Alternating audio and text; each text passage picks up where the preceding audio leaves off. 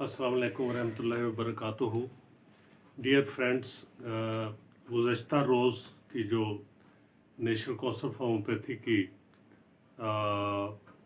Meeting हुई vote of no confidence की against the president of council doctor Mahmood Allah Kabasi, उस सिलसिले में बहुत से दोस्त पूरे पाकिस्तान से रब्ता कर रहे हैं और उसकी तफसीलात जानने के लिए कॉल्स कर रहे हैं।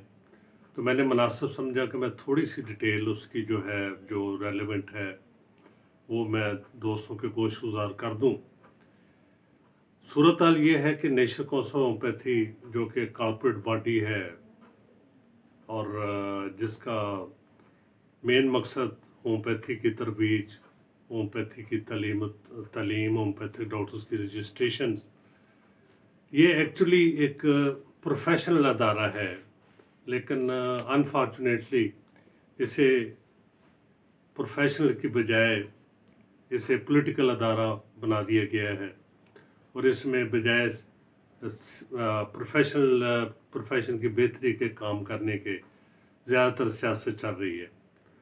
मौजूदा कौंसिल जो है ये अगस्त के 2018 के इंतखाबात के नतीजे में वजूद में आई और तकरीबन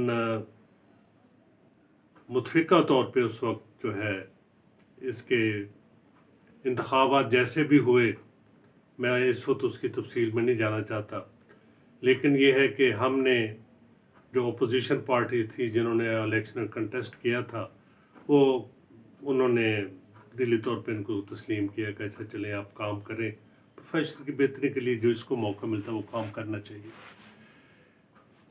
महमूद अल्लाह कबासी साहब को मुतफ़िका तौर पे सदर बनाया गया और उनके नायब सदर डॉक्टर गुलाम मुर्तज़ा राव, ये पूरी PHMA और पूरी दीगर तमाम जमातें इकट्ठी होकर इन्होंने ये फैसला किया। और यहाँ मैं मुनासिब नहीं समझता कि इनकी कारकर्दगी या इन्होंने जो काम किए उसके बारे में कुछ जिक्र करूँ। सिर्फ कल की मीटिंग तक महदूद रखते हुए मैं सिर्फ इतना ये आपके गोश गुजार करूँगा कि ये कौंसिल के मेंबरान को रूल्स के तहत इख्तियार है कि अगर 11 मेंबरान आउट ऑफ 21, कौंसिल के टोटल मेंबर 21 होते हैं, जिनमें से 13 इलेक्टेड होते हैं और 8 नॉमिनेटेड होते हैं बाय द फेडरल गवर्नमेंट, और जब वो मुंतखब हो जाते हैं तो वो सबके इख्तियारात एक जैसे हो जाते हैं। और अगर 11 मेंबरान जो हैं वो चाहें तो वो वोट ऑफ नो कॉन्फिडेंस की तहरीक जो है वो according to regulation for conduction of meeting वो डाल सकते हैं। और 11 मेंबरान जो है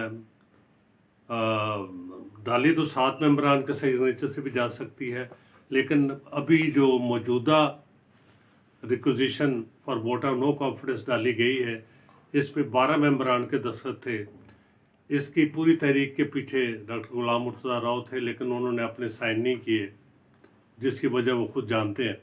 बहरहाल ये इसके लिए बाकायदा रूल्स के तहत टाइम दिया गया और नोटिस तमाम मेंबरान को भेजे गए। 3 तारीख को लेटर इशू हुआ और 11 तारीख की मीटिंग का लेटर जो था वो जारी हुआ।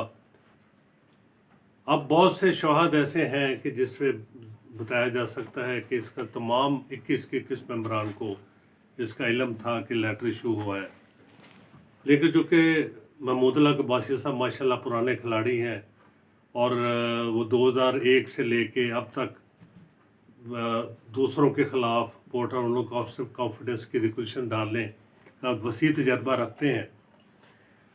तो उन्होंने इस रिक्वेजिशन से बचने के लिए जो 2 दिन पहले ही तकरीबन केस तैयार करा के और सिविल जज रावलपिंडी की अदालत में केस दायर कर दिया कि मुझे रिक्वायर्ड नोटिस नहीं दिया गया, बल्कि मुझे एक दिन कबल ही 12:30 बजे यानी 10 तारीख को इल्म हुआ है कि मेरे खिलाफ वोट ऑफ नो कॉन्फिडेंस पड़ा है।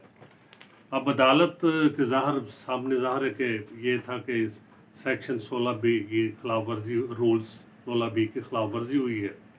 तो जनाब मौजूद अदालत ने ये इतना रिलीफ दिया कि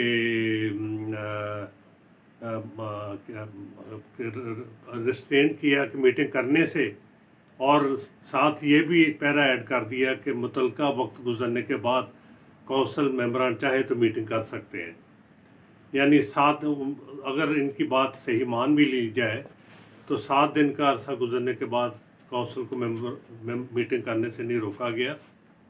اور لیکن مزے کی بات یہ ہے کہ 11 تاریخ کو یعنی کل 11 بجے میٹنگ شروع ہوئی. عباسی صاحب اس میں تشریف رکھتے تھے، اور میٹنگ سے پہلے، میٹنگ کے دوران انہوں نے آدھے گھنٹے کی تقریباً تقریر فرمائی، اور میٹنگ کے تمام اٹینڈنس وغیرہ پہ بھی حاضری پہ سائن کیے. اور اس سے پہلے بھی فیس بک اور واٹس ایپ پہ ان کے ایسے شواہد موجود ہے کہ ان کو میٹنگ کا علم تھا. بہرحال یہ اب عدالت جانے، عدالت میں کیس ہے اور فریقین جانے.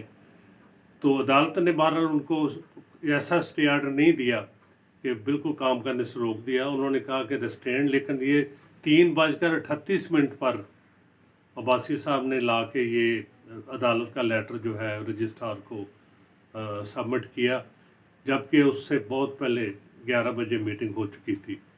اینی ہاؤ، اس پہ اب یہ بہرحال عدالتی کارروائی ہے، عدالت جو مناسب سمجھے گی. لیکن عدالت نے روکا نہیں ہے کونسل کو. وہ اگر مان بھی لی جائے عباسی صاحب کی بات کہ ان کو 10 کو پتہ چلا ہے، تو 17 کو چاہے تو یہ ممبران میٹنگ کر سکتے ہیں. اور 18 کے 18 ووٹ جو کہ ان کے خلاف پڑے ہیں، صرف ایک ووٹ اس کے حق میں پڑا ہے عباسی کے. اب اگر میٹنگ ہفتے بعد ہوتی ہے اور سید الرحمان خٹک صاحب اللہ تعالیٰ ان کو صحت دے وہ میٹنگ میں آ جاتے ہیں، تو پھر 19 ووٹ پڑیں گے ان کے خلاف، اور ہو سکتا ہے جو ایک ووٹ پڑا ہے وہ ایک ووٹ بھی نہ پڑے. بہرحال یہ صورتحال ہے. میں تمام دوستوں کو آگاہ کرنا چاہتا ہوں کہ یہ ایک قسم کا وہ جو پنجابی میں کہتے ہیں کہ گند پڑ گیا، وہ گند پڑا ہے، اور گند یہ پتہ نہیں کہاں تک چلے گا، کتنی عدالتوں تک چلے گا. بہرحال عباسی صاحب نے ایک نعرہ لگایا تھا میٹنگ میں کہ اگر میں ہار گیا تو میں 2001 کا عباسی بنوں گا.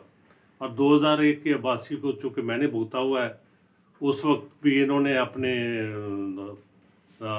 صدر جو سود کے تھے ڈاکٹر گلزار کینی صاحب، ان کا بیمار ہوئے، ان کا استعفیٰ لکھوایا، استعفیٰ پیش کیا، اور مجھے صدر بننے میں انہوں نے بڑی مدد کی.